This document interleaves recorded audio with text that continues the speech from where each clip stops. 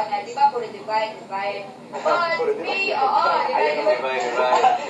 Parang naasar. Hindi, pero, may mga ibang chatters na sinasabi na may possibility daw ba with Babu if walang Kevin na involved.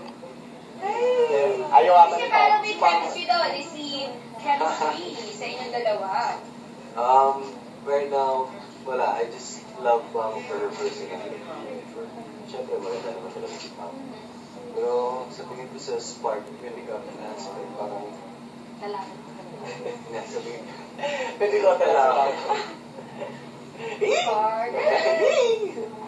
O ito, meron ka daw bang, since busy kayo ngayon, tapos ang dami nyo ang iniintindi, meron daw, pumasok ba daw sa isip mo na parang, ay gusto kong ligawan either si Duvan, or si Babu, or si Tin, si Denise.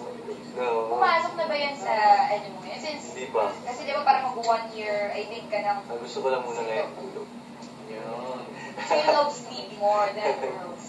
Sa ngayon. Ayan, yan ang statement ngayon is later, tandaan niya yan. He loves sleep more Masaya lahat. than girls. Yan. So, paano kung pumunta dito si Ann Curtis, and then, Ay, di mag-isip.